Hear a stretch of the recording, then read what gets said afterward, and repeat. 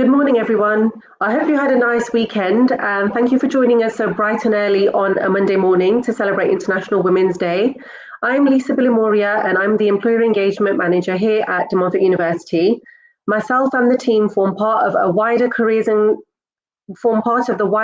and graduate success team, where we work with employers to support them to raise awareness of their brand and their opportunities amongst our students and graduates.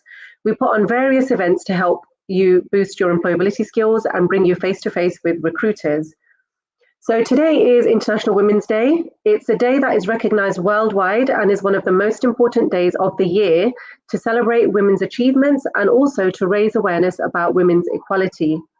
We here at De Montfort University are hosting a number of events today to mark the day, and this is one of the first which centers around women in careers.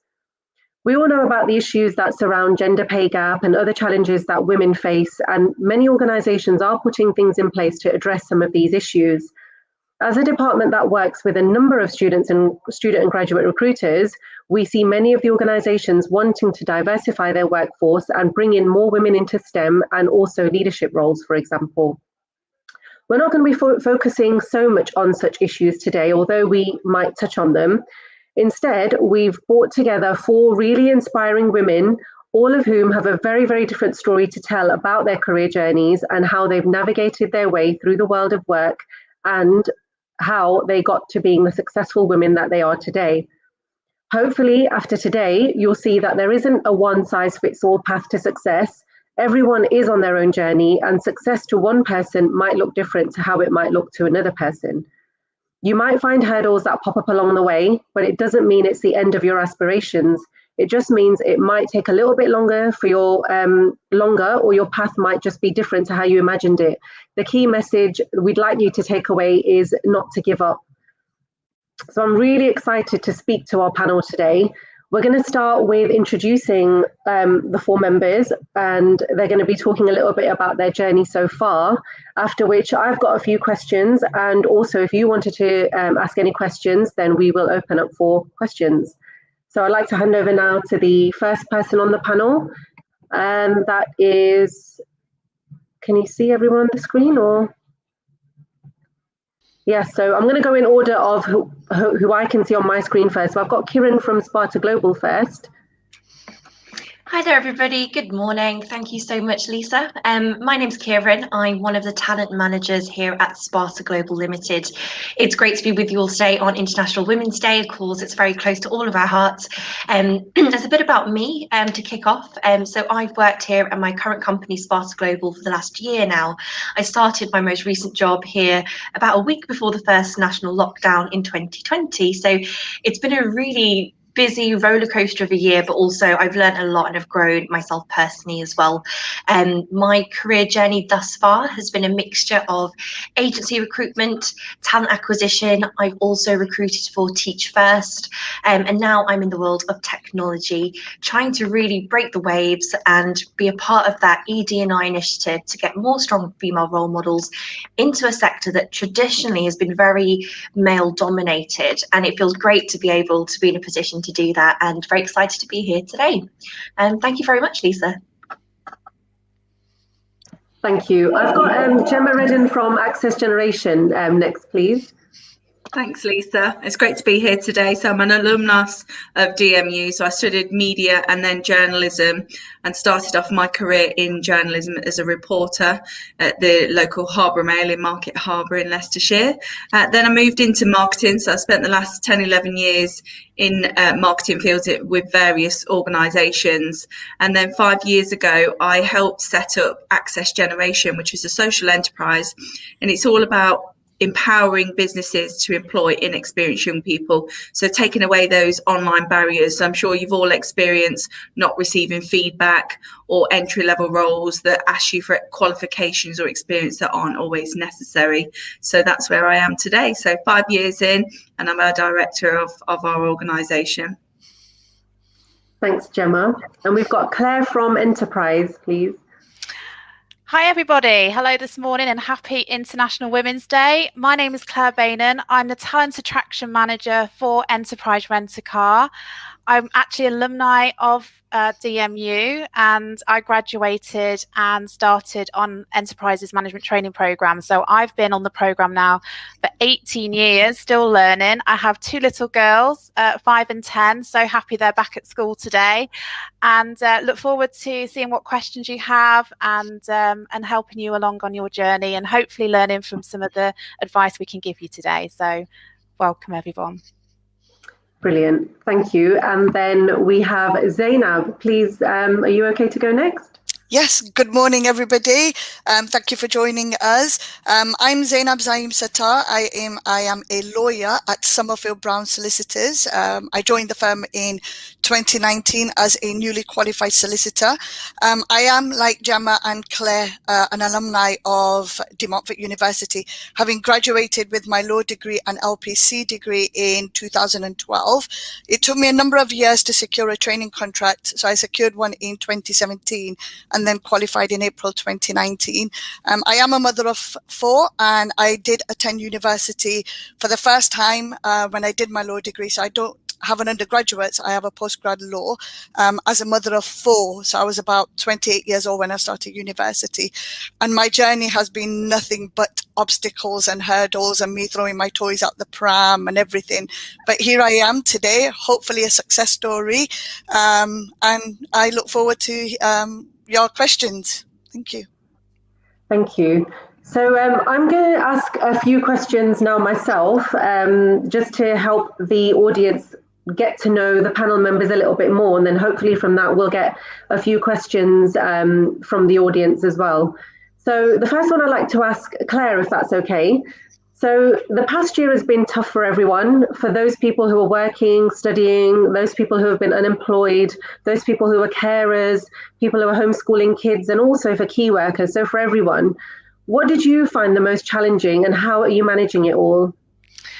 That is a fantastic question. Yes, it's been probably one of the toughest 12 months of my career. So looking back at the last 12 months, there's lots that's happened to me. So I've started a new role within Enterprise in a brand new division, managing a brand new team, half of which I've not yet met.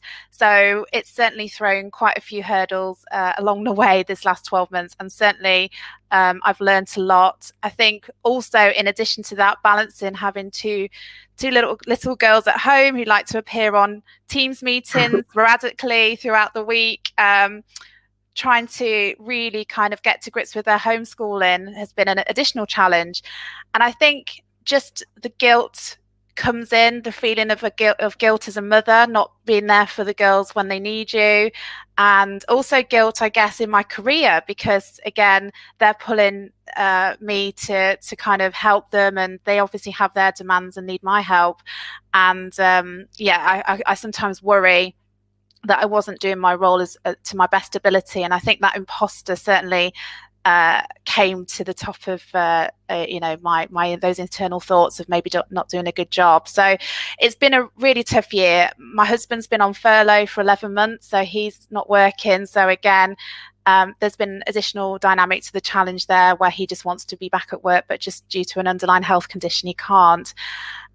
So in terms of how I've managed that, I think certainly it revolves around mindset, which is very easy to say, but not as easy to do, and trying to look at the positives that we can take out of the situation that we're in. The fact that my husband has been at home has actually been really helpful and actually good timing for me, because he has been able to take some of that pressure away in terms of just managing the homeschooling and looking after them in the day. Work gives me such a fantastic amount of flexibility, so they are very clear, and we're very clear from day one, just tell us what you need and we will accommodate. So really, when you need help, just make sure you're asking for it and you're not letting pride get in the way. And sometimes that involves having to be a little bit more flexible with your work day. I just make sure that when the day finishes, my laptop's closed, I'm there for the kids. But then actually when they're in bed at night, then I may just jump on and just catch up on a few bits that I missed during the day.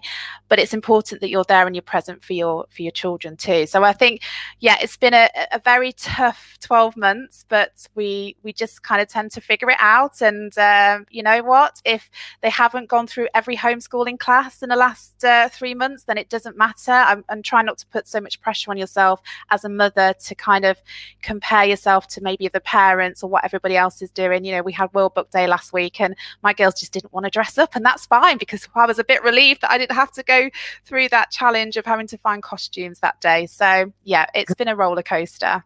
Yeah, and then I think you've touched on obviously mental health. It's been key, hasn't it, for everyone, whether of all ages. I think, you know, to be able to come out of this and kind of be okay is a really, really key factor.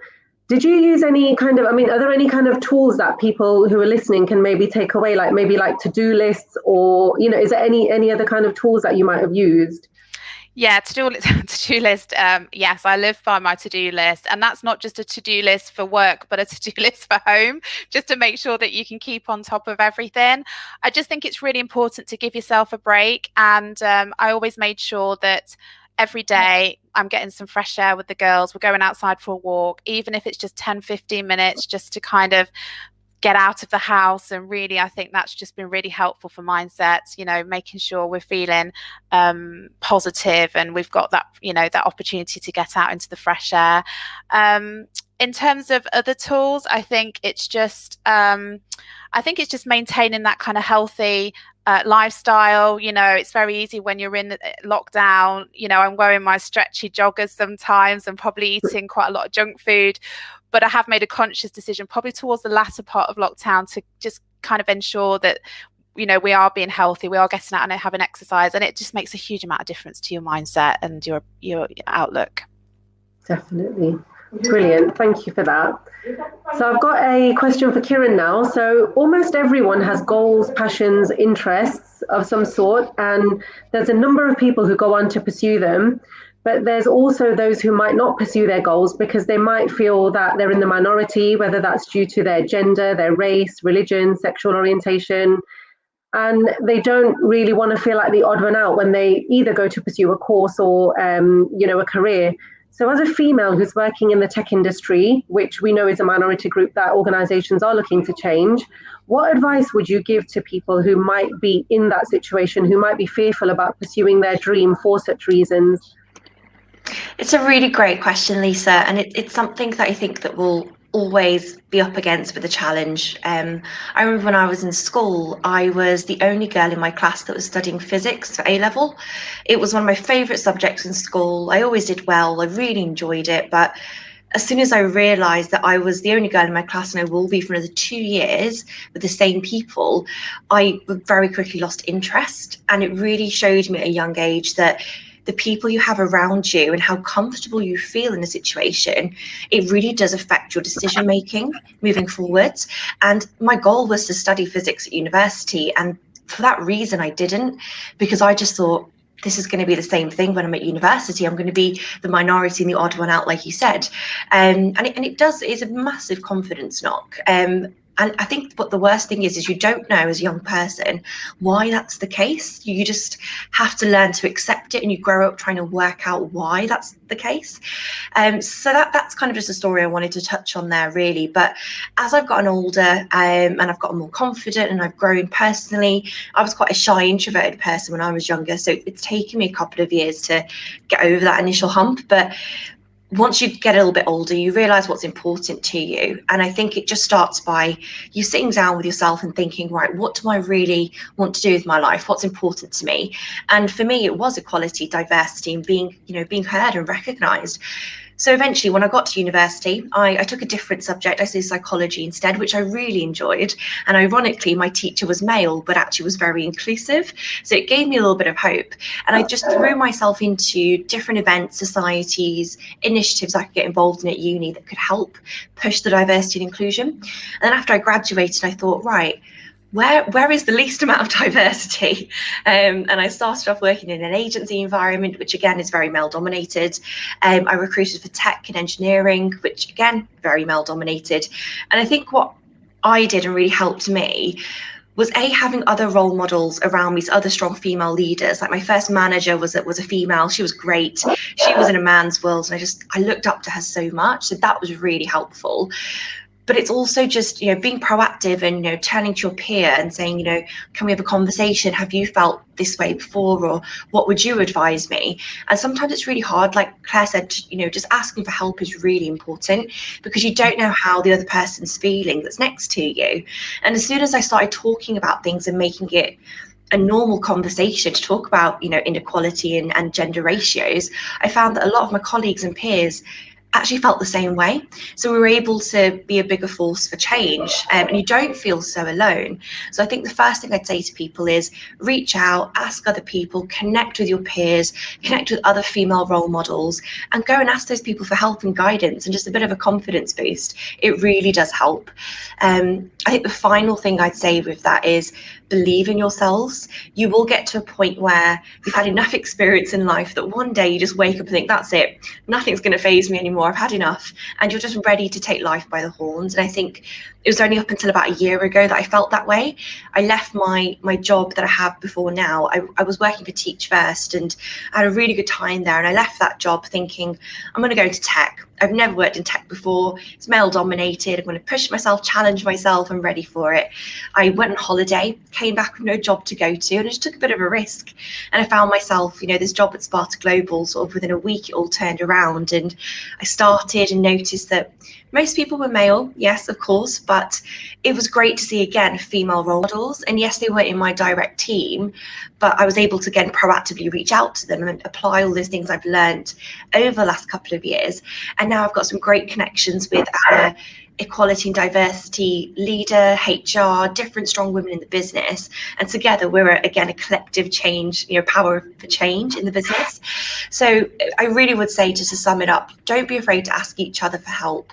Reach out to role models that are around you and just get involved in initiatives like this, because we can all lift each other, because there won't always be other people to do that for us. We've got to stick together. Yeah, thank you. It's strange how you kind of wanted to do physics, and then that urge kind of like, it kind of got pushed to the background, and then now you're actually in a career in tech. So, I mean, do you think if you had taken tech, would your career have gone down a different route, or do you think you'd still be, with Sparta Global doing what you're doing now? It's a really interesting question, and I think about it a lot, actually. If I had taken a different subject at university, my career probably would have been very different. I probably would have been in the STEM field, maybe working in a lab or working sort of in a different technical or specialist role. But I think also I might have been a different person. I might have been thrown into this very undiverse world where actually I didn't get as much help, and maybe I might not have felt as proactive to reach out. So I think maybe I probably wouldn't have been as confident or outspoken as I am now, because I'm looking at it from an outsider's perspective, but not in a way where I feel like I was almost cheated. I'm still so happy and very blessed with my career. I've still learned a lot, but I think that I'm able to look at it from a different perspective now and help others that want to get into the STEM field. So they go into these fields confident, not going in nervous and trying to find their feet. So I think that's really difficult. Yeah. Thank you. So I've got a question for Zainab now. As somebody who's not really had a linear journey through their education and career, for example, getting married at 17, having the first child at 18, then going back into education and establishing a very successful career, it would be great to hear about how you felt while going through these stages, whilst your friends might have been going down another route. How did you stay focused and ensure that you haven't given up on your dreams of becoming a solicitor? And do you have any advice for people who are facing challenges which might delay their career success? Thank you, Lisa. That is a really good question, and it's a question that a lot of people ask me because of the life that I've led. So getting married at the age of 17 is, for a Muslim female, quite unheard of. Before anybody assumes that I was forced into the marriage, in fact, it was the complete opposite. I had to actually leave home and get married to the person I wanted to. So I had no family members speaking with me. It was just me, my husband, and a couple of his relatives, which was really difficult in that sense. So that I had no support. I had a couple of aunties here in Leicester, because I am from Bolton, who were there to support me, but not in the way I needed it. They were there if I ever wanted to, but not in the way I actually needed them to. It was fine, you know, I just got on with life. But a lot of the support came from my husband at the time, and he was the one that pushed me to go back into education. He was like, look, you know, you're only 17. I had my child at 18, and he goes, right, we need to go to college. You need to do something with your life. I don't want you to stay at home or just let everything go because of me. So he'd pushed me back into education, and that was really difficult because I was 18 and the students that were coming into college, they were 17, so they were a lot younger than me. And the imposter syndrome, like Claire touched upon earlier, that was very much in my foremind at the time. But I'm quite chatty. I'm a chatterbox. I'm very outspoken. I have a lot of confidence. And that comes from being the youngest of 3 brothers and being bullied literally all my life from him and everybody else, you know. So I was always quite outspoken. So I easily made friends. So having those friends, that was fantastic. But I found that everybody knew everybody. Everybody had gone to primary school or secondary school with one another. So for me to fit in, it did take a while. And then by the time I was second year college, and I was still about 18 and a half, 19, I ended up with a set of twins, buy one, get one free, as I like to call them, my bug off deals. So here I am, 18. I left college with only 2 A levels, a C and a D. So really mediocre grades, whereas all the friends that I'd made had got their A stars and their A's, and they'd got their UCAS points and were moving on to university. And I was literally left with nothing. I had no grades, nothing. So that was very difficult. There were times where I remember going to bed crying, but always thinking in my head that I will be something, because I had a lot to prove. You know, I left home when I was 17, so I had a lot to prove to a lot of people, because ever since I was a little child, from as far back as I can remember, a lot of people always said to me, I will never amount to much. So there were times when I used to think, oh my God, they are right. You know, I've not accomplished anything. But then I used to look at my children and think, well, hold on, actually, I've got 3 beautiful, healthy children here. If anything, I've created these monsters, shall I say, because they were very, very naughty when they were growing up. But they were my beautiful monsters. And then I just started looking for a role outside. So office work, you know, anything that can give me the flexibility. But unfortunately, there wasn't much out there. There were a lot of employers. It was a standard 9 to 5, not much flexibility. Now, remember, I'm talking back in 2000, 2001, because my eldest child is 19 and the twins are 18. So they are grown up now. So there wasn't that much flexibility in those days. So I started working in a male-dominated Indian industry. So basically, I was a packer in a factory for manufacturing leisurewear. And I just thought to myself, you know what? It doesn't matter what kind of job I've got. This job's not beneath me. It's not above me. I'm going to give it my 100%. And that's all I did. I focused on myself and my children and my family life. And I built myself up. And I went from being part-time packer to full-time supervisor in a short space of 6 months. And then about 3 years later, I actually ended up owning the business, and I took it from 10 employees to about 150. And I took it from a £10,000 turnover to 2.5 million in my first year. So that to me was my accomplishment. And yes, my friends were still, I don't want to say ahead of me, you know, but they were in university and they were getting their dream jobs while I fell into this role. I was quite successful in my own right. So, you know, I had a successful business. I had cash-free houses at the time. So, you know, touch wood, I was doing really, really well. But money isn't everything. And there was always something missing. And then the marriage started to decline, you know, as he grew older, I grew older, kids got older. And unfortunately, my personal circumstances led me to kind of change my career, change the industry I was in. But I ended up going to university when I was about 28 years old, again, by default, because I was a qualified immigration advisor and somebody mentioned the graduate diploma in law. And I kind of laughed it off because I was like, there's no way I'm going to university for 3 years.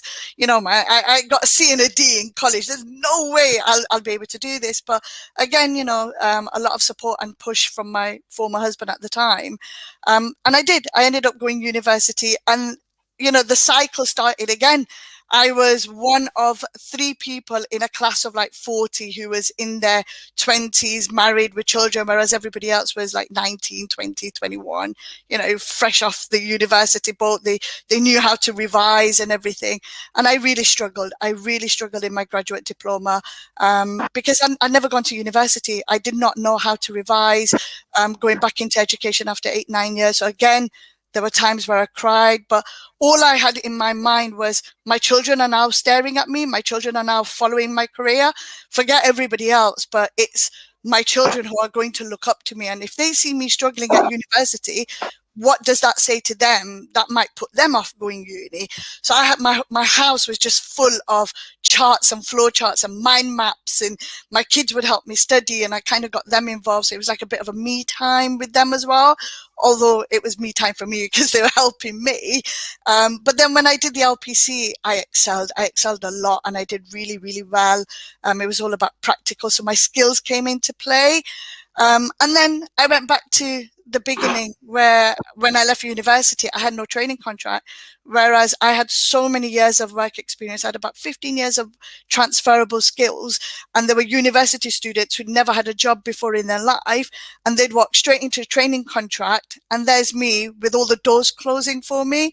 So I gave up again and started working elsewhere, Leicester City Council, Leicester County Council, started working in admin roles, brought myself up again, went through a separation, a divorce, and so many things were happening in my personal life, like literally did give up. But I never gave up on the law side of it. So I always found a role that had some aspect of law.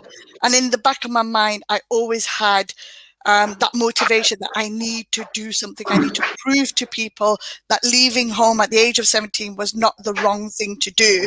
I've got so much more to give to people and to take as well. And then eventually it took me 7 years to get a training contract. And in 2019, I qualified. And I also want to say at this point to those people who feel that their academics are letting them down, as somebody who only has 2 A-levels, no undergraduates, a bare pass for their GDL and a merit in the LPC, I was shortlisted, and then I was a finalist for Leicestershire Law Society's Trainee of the Year Awards. Now, I didn't win. I won to a very worthy opponent, but the fact that I was shortlisted and then I was a finalist, that in itself was my accolade. That to me showed that people see something in me, even though I don't see it. And that was my huge reminder that a lot of people along the way may just forget that they can do it. And it's just that reminder, they need that reminder. So you need support. But for those people out there who don't have that support, you know, remember why you are doing what you are doing. Remember why you are pushing yourself, persevere, and forget the haters out there, because there are going to be a lot of haters out there. You know, every corner I turn, I had people bringing me down. But my motivation, my biggest motivation, and it's something that I like to say a lot, is revenge is a dish best served cold. I didn't go out there to, you know, blatantly tell people, here, look, I'm a solicitor now. All I did was focused on myself, focused on my family, got my head down, did what I needed to do. So if things were not going right for me, I threw my toys at the pram, did whatever, but then got back on track and focused and got to where I wanted. And that in itself is the big heads up to them, because now that I'm no longer the runaway child.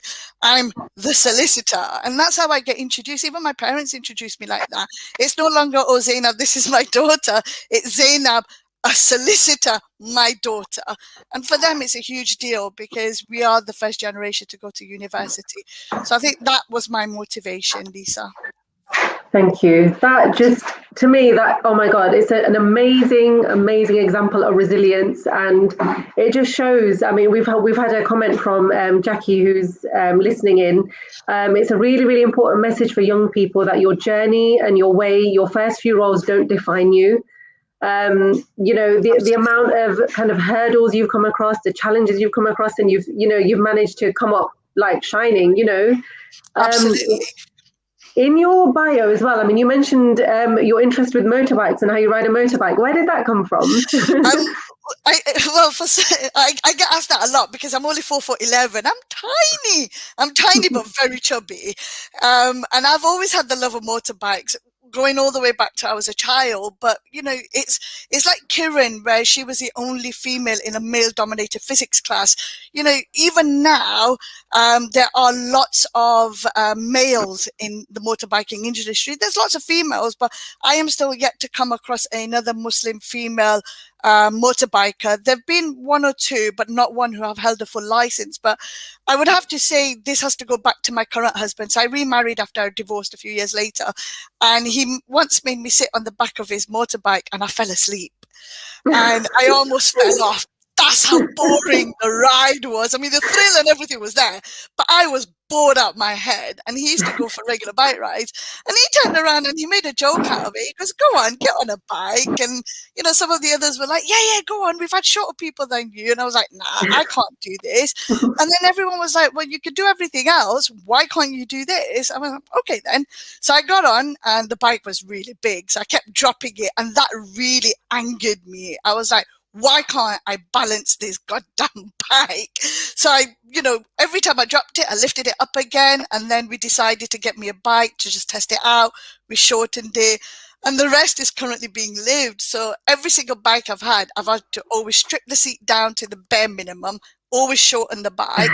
I've had that many crashes, that many trips down onto the floor. I've seen the floor more than I've probably seen the road ahead. But I actually do hold a full motorbike license. I have two bikes. One is a 500cc, one's a 600cc. So they're really big boy bikes, really. And my husband calls me a show off, believe it or not, because I do show off when I ride my bike, especially when I'm parking up in a very public Indian male area. I will rev my bike, I will park up, I will take my helmet off, and everyone's just like, wow. Because A, I'm short, and B, I'm Asian, so they don't often see a motorbiker that way. And when we're inside like cafes and stuff, this was pre-pandemic, you can hear people having a conversation that, oh yeah, she's probably on the back of someone or something. So as I'm going to my bike, I'll very loudly say to my husband, babe, do you have my bike keys, or have I got them? And then I'll just walk off, and they'll be like, to see the shock on their faces. But I often get asked one question which really does frustrate me, and that question is, does your husband allow for me to ride on a motorbike? And we now live in 2021, and you'd have thought people would have moved on from that kind of mentality, that kind of narrow-mindedness, but unfortunately it's still there. That stigma's still there, and I'm quite pleased in knowing that I'm breaking the stereotypes there. My husband can't say yes or no to me. It's not his choice. There's nothing that stops me from doing it. The fact that he is also a motorbiker absolutely helps, because we go on bike rides together, and that's our way of doing couple things, and it's fantastic. But I am quite pleased that I am breaking another barrier there as well. And I do urge people out there, yes, okay, it's risky, but the adrenaline's there, the thrill is there. And if you've got that confidence, kid you not, it's probably the best thing to do, to get on a motorbike and just go down that road. On 30 miles per hour, though, remember to stay within the speed limit. I'll have to add that in, and your helmet and your gear. But yeah, it's just, I fell into that one again. But yeah, I'll never give it up. I will never give it up. Oh, brilliant. Thanks, Zainab. It's been great to hear about that. Thank you. So I've got a question for Gemma now. Starting a new job or course can be daunting for anyone, maybe even more so if you've got a disability, whether it's hidden or not. So for people in such situations, it can be even harder when deciding what to disclose and when to disclose it. Do you have any advice for people in such situations? Yeah, sure. You probably noticed that when we did our introductions at the beginning, I talked about my career and being at DMU, but I didn't actually mention that I've got multiple sclerosis. So I've got a hidden condition myself. And the reason I guess I didn't mention it is because I don't define myself by my condition. And one of my messages for anyone listening today is you need to be true to yourself. And the problem is when you apply for jobs, and it's all done online now, you get faced with a tick box and it says, do you class yourself as disabled? And it just says yes or no. So it's very restrictive. You can't really talk any more detail about what that disability might mean or your condition might mean for you. So when it comes to whether you should disclose when you're applying for jobs or applying for courses, my recommendation is it's down to you. It should be your personal preference, but it's in your best interest to disclose at some point, because employers or course leaders will be able to give you support and help you and understand what you're going through. But for me personally, I decide to disclose when it gets to the interview stage, because then it gives me an opportunity to talk about the strengths. So for every weakness, you've got an opposing strength. So if you think about people who have autism, they typically have a strength where they're very good listeners. They are very good at recalling or retaining information. And anybody who has a hidden condition or even a physical disability, a visible disability, we're all resilient because we've had to face, I think Claire and Zainab, you both talked about that kind of imposter syndrome on our shoulders, but also the self-pity. So I was first diagnosed two months into my first career as a news reporter. So I just finished my news reporting exams at DMU. I'd moved out of my parents' house for the first time. I'd just landed the dream job, the job that I've dreamed about since I was in primary school. And I was faced with this condition. And multiple sclerosis is a neurological condition. So although I might not look physically unwell, it's affecting my nervous system. And over years, it could get to a point where I can't move, or I can't move certain limbs, or, worst case scenario, I'm bedridden.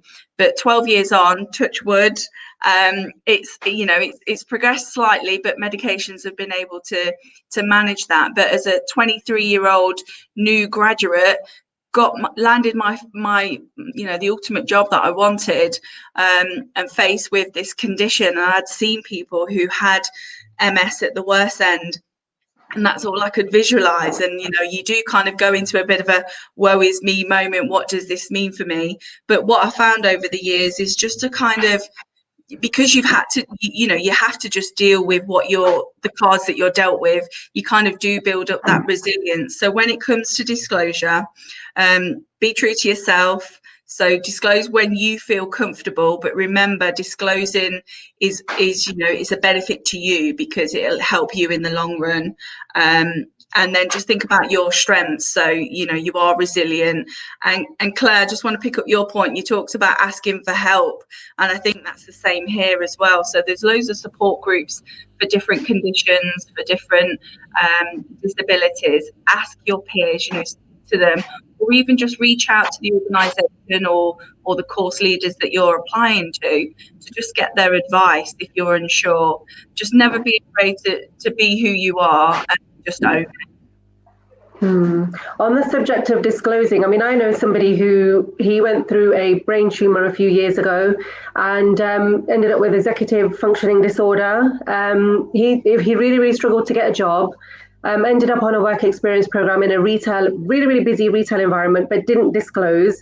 And he ended up being let go from that position. Whereas if he was able to disclose, people would have been able to put things in place and then possibly even help him. So I think with disclosure, I would, I can't speak for every single, disability or whatever, but, everyone's different. But I would say disclosure, you can get the support, that's needed. Yeah, I think it's about, disclosing when you feel it's right, but I definitely feel you should disclose once you're in. So if you don't want to disclose at the application stage, but once you're at the interview stage or you've been offered a position or offered a course, it's really appropriate to mention it then, because like you say, there is support that can help you do better in the role. So, you know, there's lots of guidance and funding that employers can access to support people who have disabilities. Yeah, thank you. I was just going to add, just from an employer perspective as well, I think there's probably, I can imagine, a lot of anxiety around disclosing, and maybe the worry as to why a company might ask for that information. And I think, you know, the more that we can share, the reasoning we do ask is because we want to make those adjustments. We want to hire the best and brightest into our company. And if we need to make some adjustments to help you, and that could be not just when you're in the role, but even in the interview process, you know, don't go through that interview process struggling when actually we can certainly help you be your best during the face-to-face interview or the visit to one of our branches. So I think, you know, I just think that's great advice, Emma, and it's only because we want to help. And yeah, I think that's a really good point, Claire, because I think a lot of people, and we speak to lots of young people through the work at Access Generation about diversity and inclusion. People don't disclose because they're worried that employers are using it as a way to discriminate. So I think it's really good that you've highlighted that actually you're asking because you want to be able to support them to, you know, come through the process and hopefully work there. Can I just add on to that as well, because Claire and Gemma have touched upon a very important topic. Part of my role as a solicitor, I do employment law. So I do just want to put it out there. It is illegal for employers to discriminate candidates on the basis of a disability. And in those areas where a person has been let go, the employer would have to justify exactly why they're let go. So if it was a role that was really, really important for, let's say, for example, a person had to be on the feet all the time and no other reasonable adjustments can be made, and that disability could have affected them and or put them at risk of health and safety, then there are certain times where employers can take those steps. But it is always a good idea to try and disclose as early as possible. And if in the event that you feel that you have not been offered an interview or did not get the role because of your disability, then you are allowed to ask for that feedback from those employers and get the score sheets back from them as well, to try and determine exactly what went wrong or what was it that you can then improve in yourself in terms of your interviewing skills or anything along those lines, because it might not be your disability that's preventing you, it could be something else, and they can give you that feedback. So just bear that in mind as well when going for jobs. So yeah, thank you. I would just echo what all the ladies have said. I think it's really important that students and people who want to apply to these graduate programs or any type of job or course, it's really important to know that it isn't for discrimination. You know, no business would be able to get away with something like that, but nor do they want to. You know, we are in a new world where actually all of these things are more important than ever, and a business either moves with the times and becomes diverse and inclusive, or they'll get left behind and there'll be no place for it in the future. We do genuinely want to make sure that we can provide you extra time on a psychometric test, or provide the test in Braille, or make sure you've got a screen reader if you're doing something online, or we can make reasonable adjustments for a video interview, or send you out a laptop potentially if someone has got access to one or needs something in particular. So there's lots of practical solutions businesses can now offer, and tech is only helping us do more of that. So genuinely, please don't be afraid to do disclose it if you want to, but as ever, it is completely your choice. Thank you, everyone.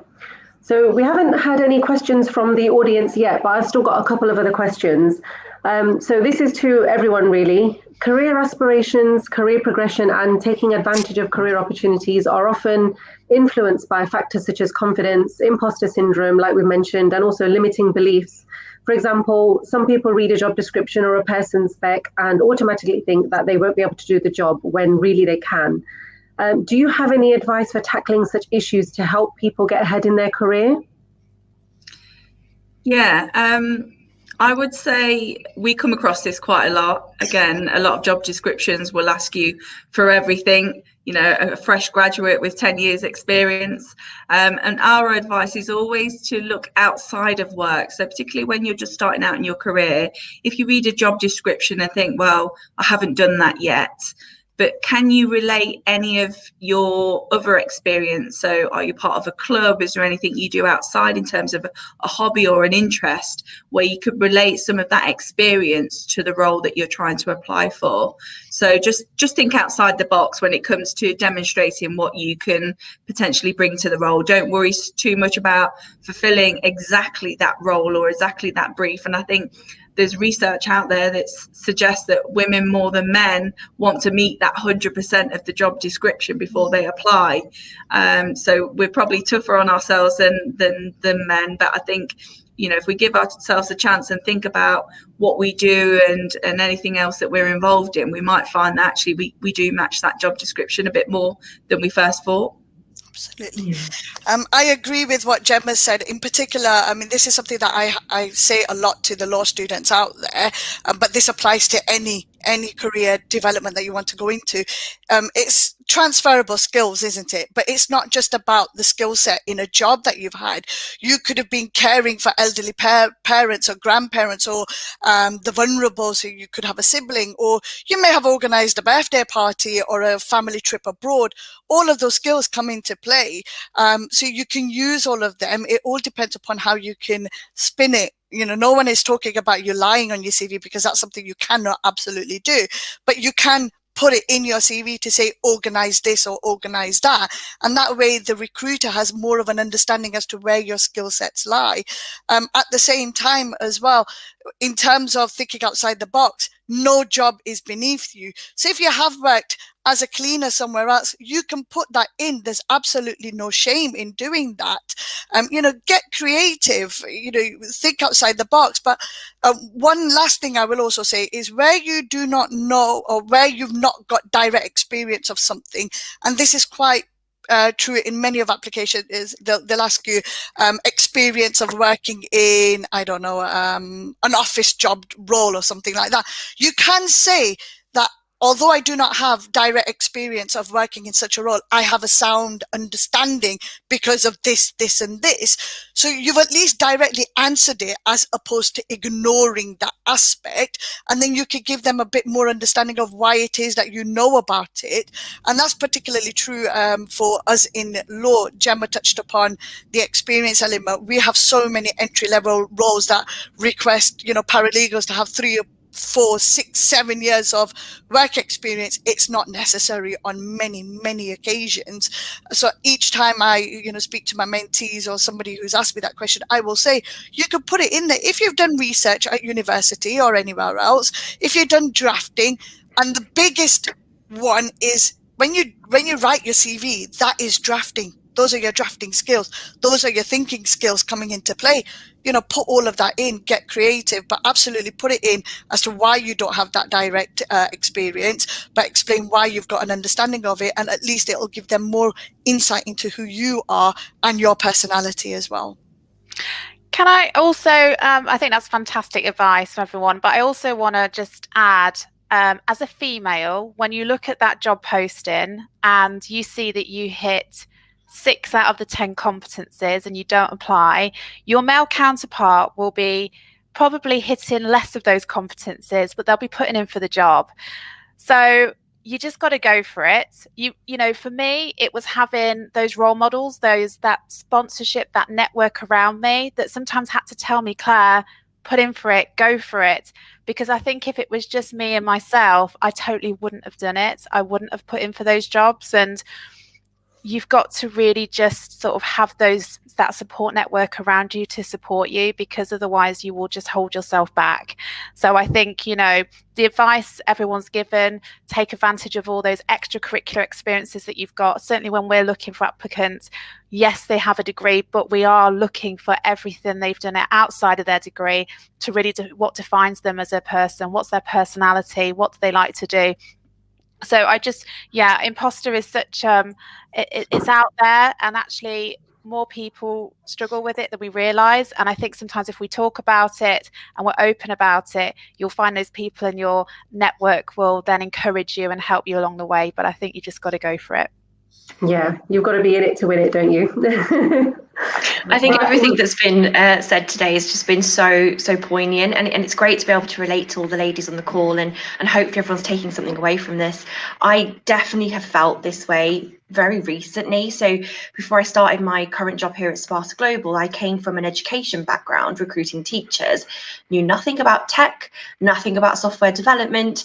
It was a management role, and I was going from a sort of senior talent recruiter coordinator to a manager in an industry I've never worked in before. So for me to have applied to that role in the first place, again, like Claire said, I had people pushing me. You know, my mum's been a massive inspiration. You know, oh, Kiran, don't think you can't get a £10,000 pay increase. You know, to me as a young person, oh, that doesn't happen, Mum. You don't ask for £10,000 more than what you're on at the moment, especially if I don't fulfil 100% of the job description. That was crazy to me. But actually, you know, what Zainab said is absolutely correct. Is those transferable skills and confidence. You know, something my mum's always said to me is fake it till you make it. And it works. It really does work. And it's less about faking things. It's not about lying. It's about it's almost about looking at yourself from an outsider's perspective. If you were your friend, what would your friend say to you? You know, when you haven't got that direct sort of network around you, if your friend's not available, or one of your parents or family members, if you were giving advice to a friend, what would you say to them? And give yourself the same advice, because I think that we've always been up against a challenge as a minority group, and society makes us think we've got to be perfect all the time, but actually we don't. And Claire's very right. You know, typically men don't have this worry. They don't feel like they need to be perfect, whereas we do. But we're very proud people, aren't we, women, because we have a lot to offer, but we can't be hard on ourselves because we're probably our biggest critic. So it's being that voice inside your head to support you when potentially no one else will. Take a leap of faith, and it can happen. You know, apply to that job that's out of the salary banding you're looking for, or if you've not managed before, just get yourself into that interview. Your CV is your ticket to the seat, and then once you're there, just remember, hiring managers are people as well. And then you can really sell your transferable skills and your personality and the value that you'll add. And you'll be able to secure those roles to give you that step up and that progression that you're looking for. So don't take yourselves out of the running until you've actually had that out of the running email, and just go for it, girls. But yeah, thank you. Thank you. It's funny how going back to the giving advice to your friend, you've always got their back, whereas when you're talking about yourself, sometimes it doesn't work that way, does it? You're always talking yourself out of something, and you know, to your friend, you'd be like, no, I think you should go for it. You know, so we need to be our own best friends, don't we? Absolutely. We've got a question from Lydia. Thanks for coming on and sharing your stories with us. Gemma, what inspired you to set up Access Generation, and what's been your biggest success story? Okay, Brill. Thanks, Lydia. Great question. So 5 years ago, just before Access Generation, I was working in a marketing manager role, and my managing director at the time, who's male, wanted to leave. He went semi-retired, wanted to do something in the space to help young people into work. So in his career, he'd seen the benefit to a business of combining experienced people with inexperienced people. So he brought in graduates and apprentices. In his own family circumstances, he had a daughter who had an MA but struggled with unpaid internships in the 2008 recession, and also had a son that was statemented with learning difficulties but was really supported with small organisations on 0-hour contracts. So he said he wanted some support, and I thought, well, it's probably about time I got out of the rat race and did something on a self-employed basis. And I thought, you know, in terms of health, you know, working for myself, you know, more flexibility, this is probably a good opportunity. Through my career, from when I was a journalist all the way through my marketing career, I was really passionate about giving advice and experience to young people. So I was a youth leader with the local council, and I also worked for a children's charity through that time as well. So when he told me about this opportunity and what he was thinking about doing, we got together and we spent 6 months researching. And what we found is that there's lots of great people, including the employment team at DMU, who give young people all the employability skills that they could possibly need. So you get in CV workshops, guidance, you know, sessions like this to guide people through to their careers. But there's no one on the other end of that bridge to help employers make themselves accessible and supportive. So lots of employers almost assume what they need. So they want experienced candidates only. They opt for agencies because they don't have the time to deal with it. So we went back and we wanted to be able to support employers. So we're kind of bridging that gap between the world of work. So we started off by just giving guidance to employers to say, here's some top tips based on other employers' experience. But when we started to speak to employers that don't currently employ young people, we were faced with lots of negative opinions. So they told us that young people are lazy, they job hop, we train them and they leave. So we needed empirical information to be able to have a sensible business benefit conversation with employers. So when we went back and spoke to young people at DMU, at Loughborough, at the Prince's Trust, we said to them, what's the biggest barrier? And they said it's the online job application process. So that's our world. It's about changing the online job application process and what employers say about themselves. So 75% of employers fail to promote themselves as an employer. So websites are geared up mainly to promote your product or service. But what do you say about you as an employer? Are you promoting the things that young people are looking for? When we're talking about young people, we're talking about those under 30, by the way. But a lot of the things that we talk about apply to any person applying for a job. So diversity and inclusion was up there in the top 3, progression and purpose. But before we went into that process, you know, I'm a millennial and I thought, yeah, I know what young people want. We want flexible working, a Google type office, primary colours everywhere, and, you know, someone who values the environment. But what we actually found was completely different. So it was really important to us to go back to source, so back to young people. Biggest success stories, I know we're running out of time, is that over the years we've created a peer panel of young people. So there are effectively our board. So our vision and our values is to have everything co-designed and co-delivered with young people. So it's not Chris and Jem telling employers what they should be doing, it's young people telling employers what they should be doing. So it's based on their perceptions and their experience. And I'd say that's our biggest success to date, because lots of those young people who've joined the peer panel have then gone on to be able to use the experience with us to get into work. So that's been really brilliant.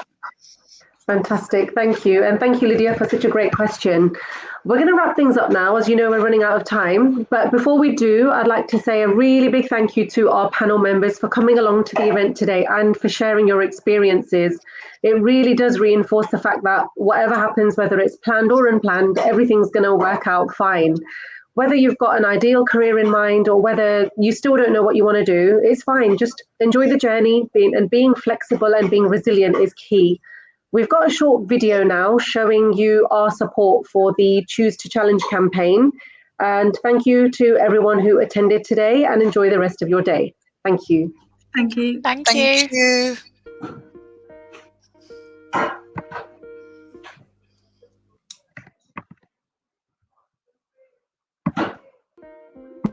My name is Emily Fenton and I work for DMU Sport as a sport project coordinator in participation.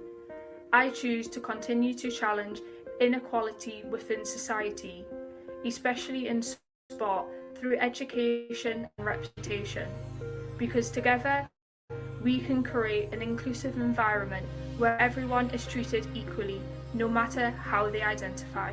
Hi, my name's Claire Bainan and I'm the Talent Attraction Manager for Enterprise Rent-A-Car and alumni of DMU. As we head towards International Women's Day, I just wanted to share with you who is my role model. There's been many at Enterprise Rent-A-Car, including our CEO, Chrissy Taylor. I also wanted to share with you a lady called Sheryl Sandberg, and she is the COO of Facebook and founder of leanin.org. And she did a TED Talk probably about 10 years ago, and as I was rising through the ranks at Enterprise, it really did inspire me and really reframed my thought process as I was working my way through through the organisation. And she has three main points to make. The first one is to make sure you sit at the table. The second one is to make sure you make your partner a real partner. And the third is don't leave before you leave.